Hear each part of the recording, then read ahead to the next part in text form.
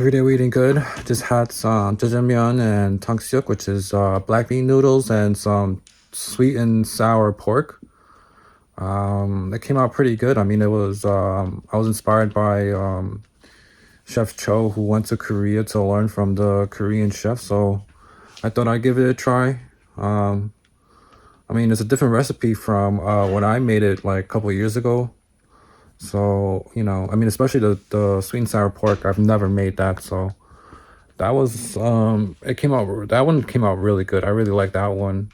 But the problem is when I was trying to record my the sauce part, for some reason it stopped recording since I got a phone call, so I guess I'll have to like write it in or something what how to make the sauce, which is pretty annoying, but it is what it is. All right, every day we eating good. This is at 60. All right. Every day we eating good. I got some today. We're making some jjajangmeun. I got a bunch of stuff. I've already prepped some of the onions, cabbage, potatoes.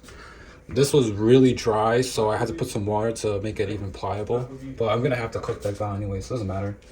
Anyways, I've heated my wok over here, put some oil in it. I'm gonna throw some pork in it right now.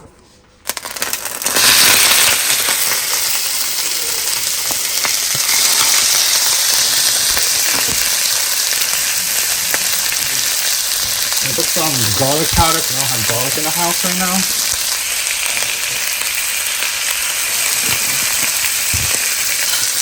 A spoon of grated ginger. Let this cook. Hopefully a lot of oil will come out of this because I need it to cook down the bean paste. I added a little bit of water after cutting down the pork because I have to fry down the black bean paste to get as much moisture out of it since what do you call it? It was dried as hell. I had it for a couple of years actually. So this stuff does not go bad. It just gets really dry. So this is like 3 spoons of it basically.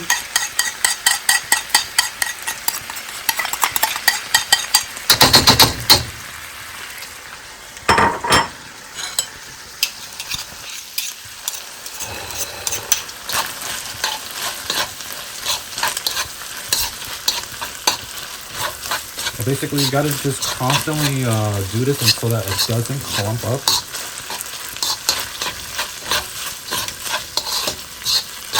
And what this will do is basically get the moisture out. Basically, I don't even see the water no more actually. Just what we want. Smell the sweet soy sauce.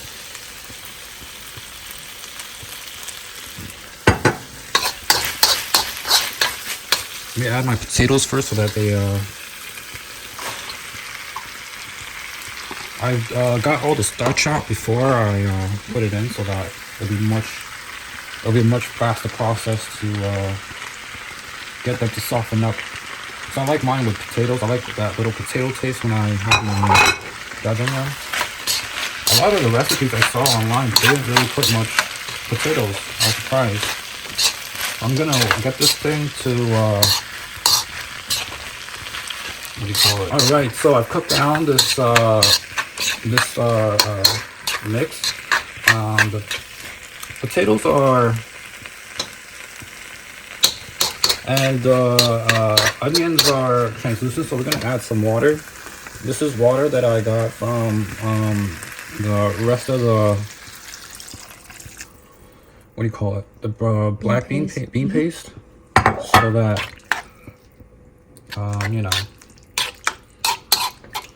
I mix this to make sure I got as much bean paste in the water so I can get that sweetness. Hopefully this will get the potatoes to become soft. If anything, I'll just constantly have it cooking. So have some oyster sauce. Well, the thing is starting to bubble, so I'll just add the oyster and the sugar right now.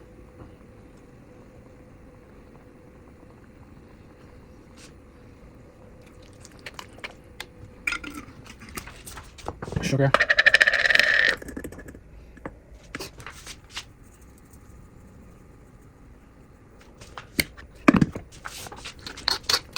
Mix it up a bit.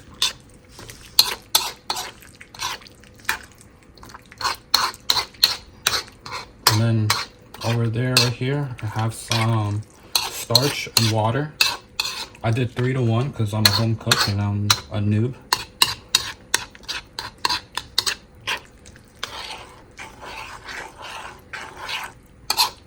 I think I should add a little bit more water. Maybe it's for cooking of the potato, yeah. Yeah, I'm gonna add a little bit more water just so that I can cook down the potatoes a bit. About half a cup.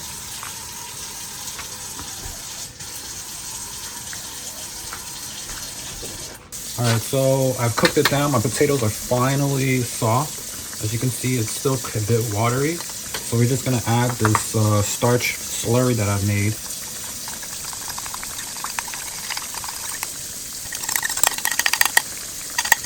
And that should get the sauce now.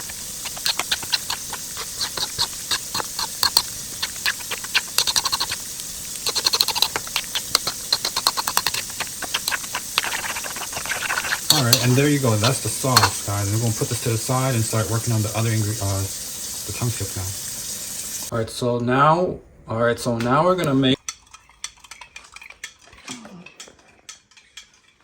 Alright, now we're gonna make our sweet and sour pork / tangshuyuk to go with our noodles. So first, you want a good amount of potato starch. Instructions for it: don't be too cheap with the potato starch. Make sure you got a good amount. This was kind of hard to find, and it was like $6 when the cornstarch was like $2.50, $3. But yeah, I think that should be a good. I'll put one more just for good calls. Okay, and all we're gonna do is just put the meat right in.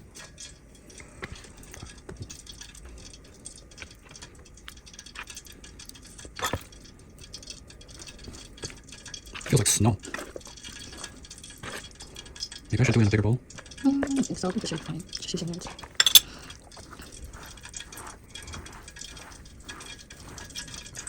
Sure, it's covered in that potato starch. Okay, and all we gotta do now is add some water.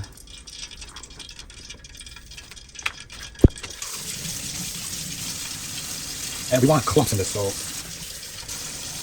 hopefully that's not too much water actually. Yeah, this is what we want, the clumps apparently. What you want are clumps. So like when it gets a little bit clumpy like this is actually a good thing. It's actually what you do want apparently. So just gonna keep going with this.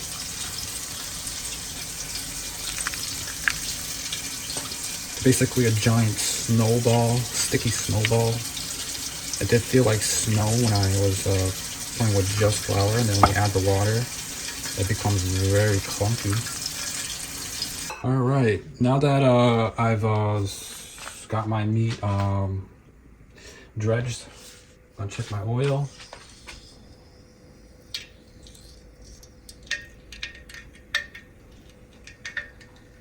Oh yeah, it is bubbling. It's bubbling, right?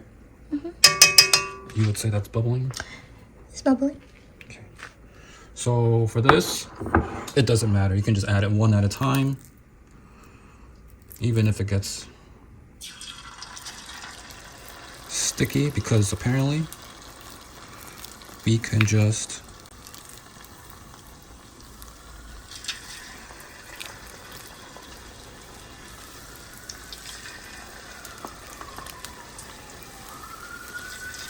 unstick them later.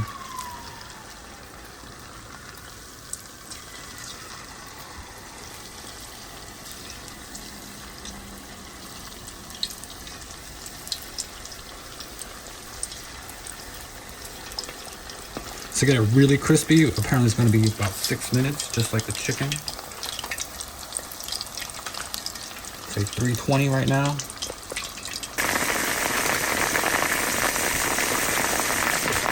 Alright, it's been a good 6 minutes. I think this fry should be done. Yeah, it is done. Second out.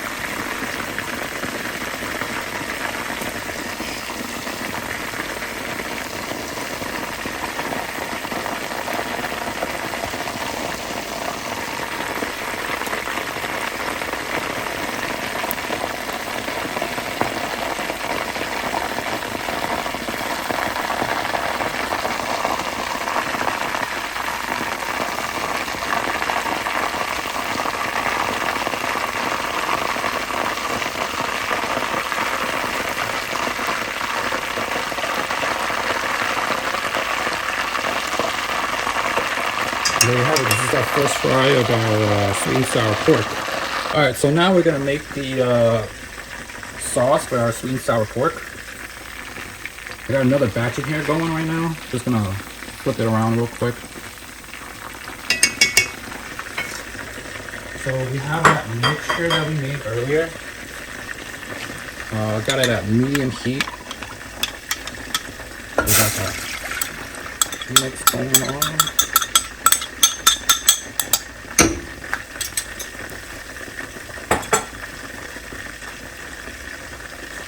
And our fruit cocktail.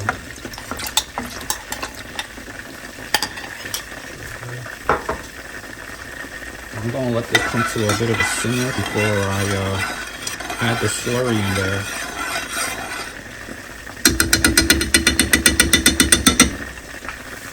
Alright, so now that my sauce has come to a boil, I'm gonna start adding some of this cornstarch slurry.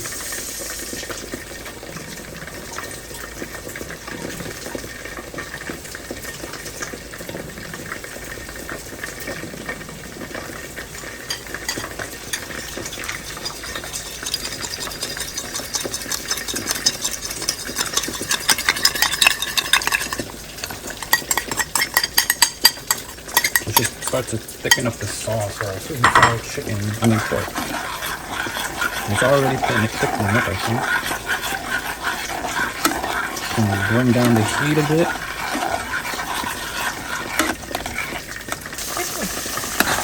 Alright, sweet and sour sauce is complete. I'm just going to transfer it over the bowl.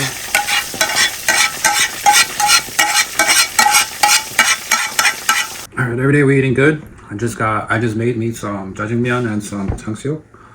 So jjajangmeun is like black bean noodles, which is like a sweet sauce, and I just made me some sweet and sour pork because that's the best one out of as compared to chicken or beef, the pork is actually the best one. So I mean, this is a rare occasion for me. I don't really eat this much. The last time I had this was in the beginning of the year, but before that, probably like 3-4 years now.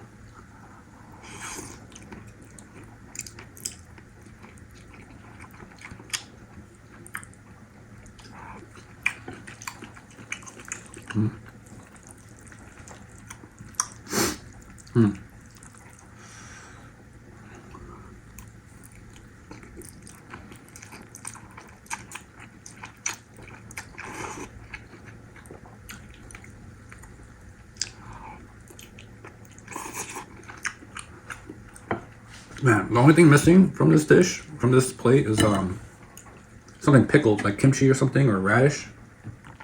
I don't really have that in my kitchen, so.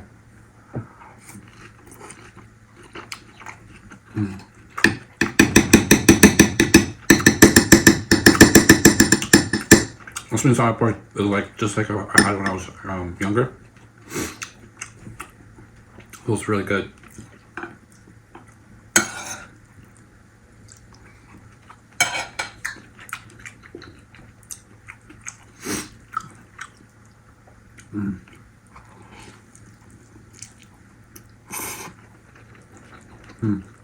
The noodles I'm using is udon noodles,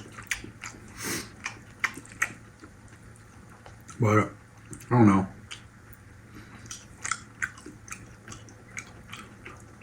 I think I need like a flatter type of noodle. This one is a bit too circular, and it tastes more floury than I'm used to, I think.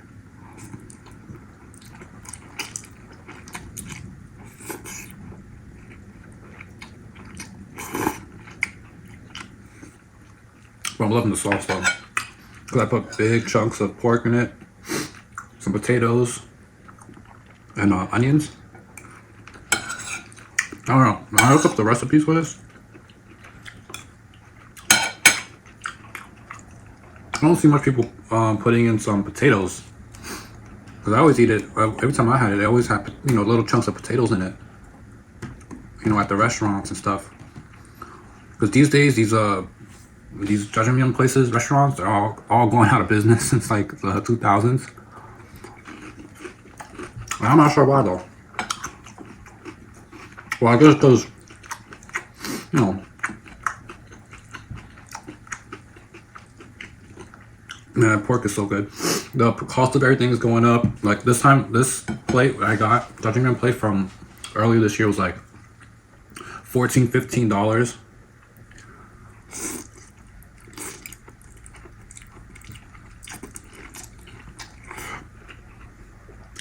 And this plate of sweet and sour pork, not even half of it, like maybe like a quarter of this was like 20 bucks on top of that. So I mean, I don't know.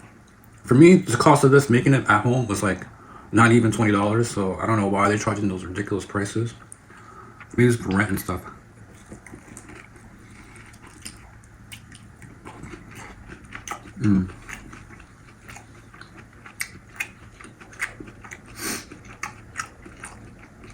What's the sweet and sour pork, man? It brings everything together.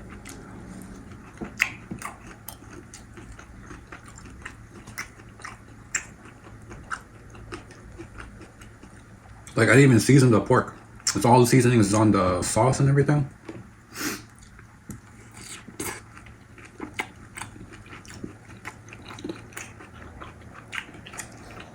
I just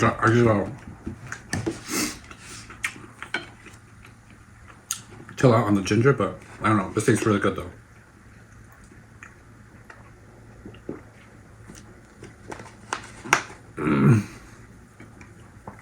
Yeah, everyone puts like zucchini in this.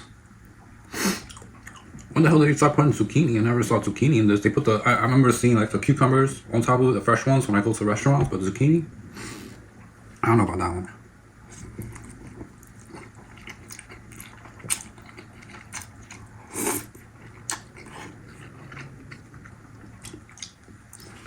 Yeah, when I got this plate for like 15 bucks earlier this year,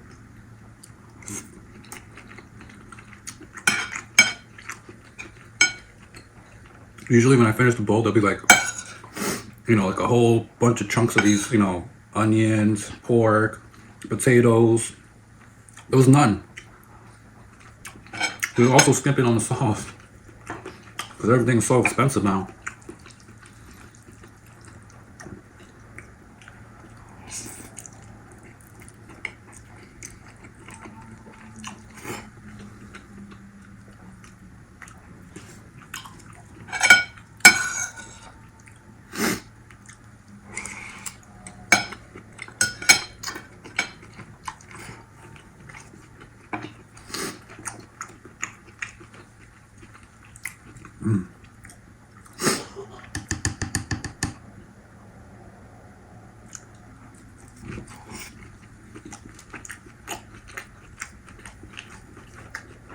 Yeah. I really need some kimchi or pickled radish to go with this. Especially with the sweet and sour pork.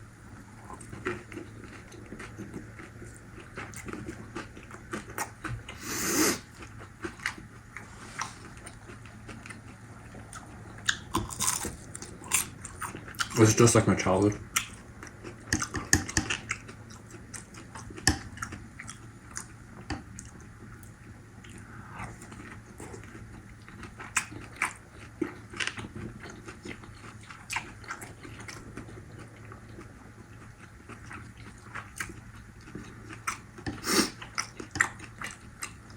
I hear Flushing prices are like not really moving up.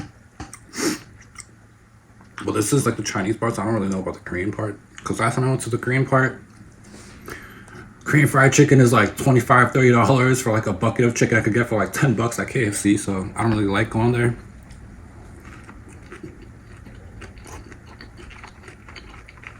I'm sure the Koreans are taxing though. They're always taxing. That's the reason why they got kicked out of Flushing. And all the Chinese people took over. The Chinese people, what they do is they always look out for each other, but for some of the Korean people, they're the one that's always scamming each other and stuff, so.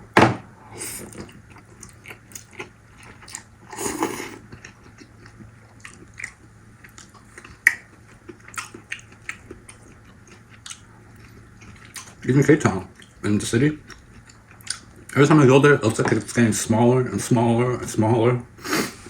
Even, what's it called? Mishu has moved in on the block. And they're basically undercutting all the bubble tea spots on that block, so. I don't know, man. I think those Chinese people are trying to take over Cape Town now, too.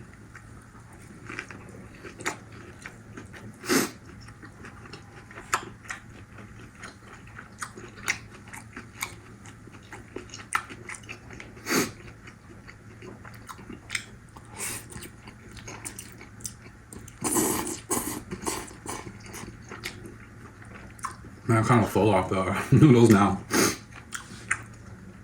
Maybe it's because I need some like kimchi or something to make this all go down easy. What's the pork, man? Who's on pork can't stop.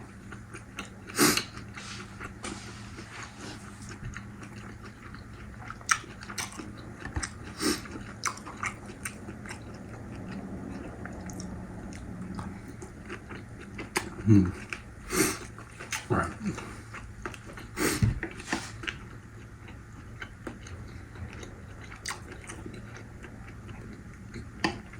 Other people gotta eat too, so let's just stop now. Every day we eating good.